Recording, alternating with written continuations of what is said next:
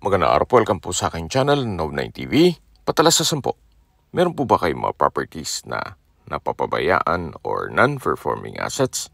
Plan nyo ibenta, pero wala kayong oras pagbibenta nito. Kung ito'y pagkakatiwala nyo po sa amin, tawag lang po kayo sa aking numero. Usap po tayo, gawin ko po ng video for free. Yes, libre po, wala po kayong babayaran. Tutulungan pa namin kayong mabenta ang inyong property. Kami na po bahala sa marketing, sa boosting or paid ads. Even sa tripping, hindi na po kayo mapapagod sa pag-entertain ng mga buyers. Kami na po bahala sa lahat. Tawag lang po kayo. Nandito po tayo ngayon sa Bawan, Batangas kung saan meron po tayong bagong video presentation. Isang mango farm. May lot area po ito na 2.5 hectares.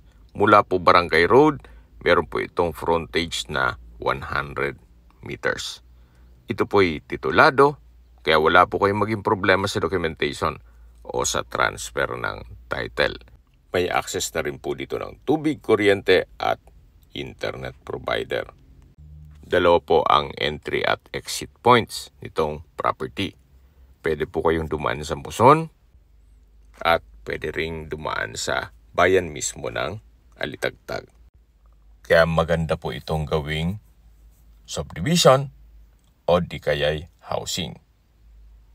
Pwede rin pong i-subdivide, then i-resale. Kung malaking pamilya naman po kayo, pwede po itong gawing family farm estate. Para buong pamilya nasa loob ng isang compound. Pwede rin po itong gawing resort at events place. So depende po sa inyo kung ano magiging project nyo dito once na ma-acquire nyo ito. Especially, murang halaga po ito binebenta ni owner. At mamaya po sa dulong parte nitong video, pag-usapan natin ito. Dito po sa loob ng property ay meron pong 130 trees na mangga. Yan po'y pinapaupahan na lang ni owner, kaya less maintenance. Maganda rin po ito para sa inyong retirement, gawa ng napakatahimik po ng lugar, sariwang hangin at malamig po ang klima.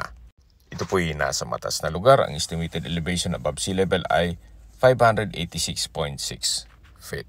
Pwede po kayong gumayat ng 1 hectare para sa inyong retirement.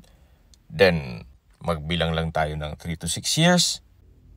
At pwede nating i-resale yung 1.5 hectare para makabawi naman ng konti doon sa inyong magiging puhunan. Yan naman po'y opinion ko lang naman. Base po sa aking analysis, every year po ay tumataas ang value ng lupa.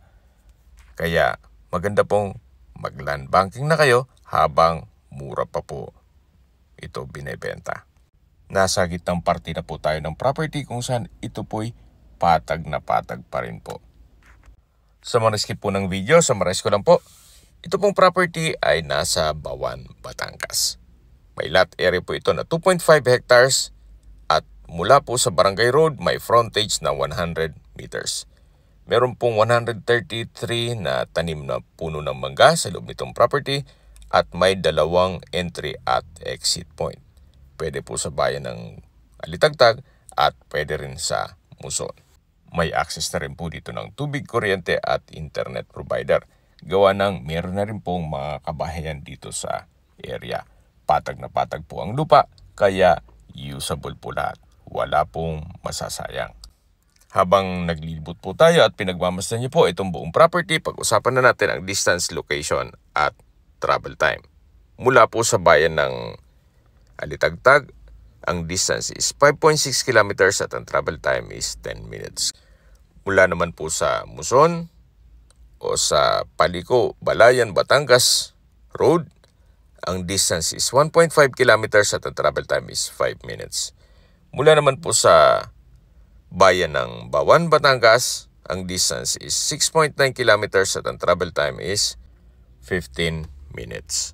Kompleto na po doon kaya ng public market, groceries, convenience store, remittance center, hotels, restaurants, banks, schools, church at hospital. Yan po yung lagi kong binabanggit sa aking video na dapat nyo i-consider sa paghanap ng property, yung meron pong malapit na hospital. Hindi ko naman po sinasabing sakitin kayo, Yan naman po ay for emergency purpose lang naman. At mula naman po sa bayan ng Lemery, Batangas, ang distance is 13 kilometers at ang travel time is 18 minutes.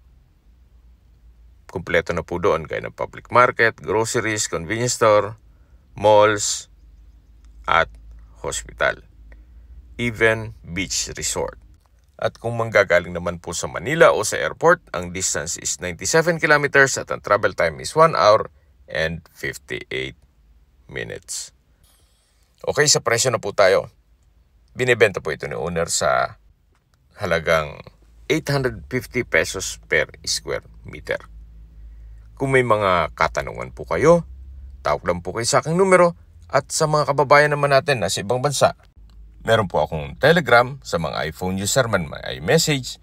Meron din pong Imo, Skype, Viber at WhatsApp. Same number lang po, 0917-316-3399. Sa mga nagtatanong naman po ng aming Facebook, meron po kaming Facebook page na Nov9TV at Facebook Reels Video. Meron din pong TikTok at Instagram. May ibang YouTube channel po kami na The Nov9TV Channel at Nov9TV Listings. Sana po naibigyan yung video presentation. Pag-like and subscribe na lang po sa aking channel para ma-update din po kayo sa aking future listings. Kung sakali po hanap nyo mas maliit na sukat na lupa o di kaya bahay bakasyonan o resort, meron din po kami ibang listings na pwede nyong pagpilian. Huwag po kayong mag-atubiling tumawag sa amin, then let us know your budget para malaman namin kung anong property pwede namin ilok sa inyo. Sa lahat pong viewers, subscriber at nagtiwala po sa amin, salamat po sa suporta. Ingat po kayo lagi at yung pamilya. Maraming salamat po.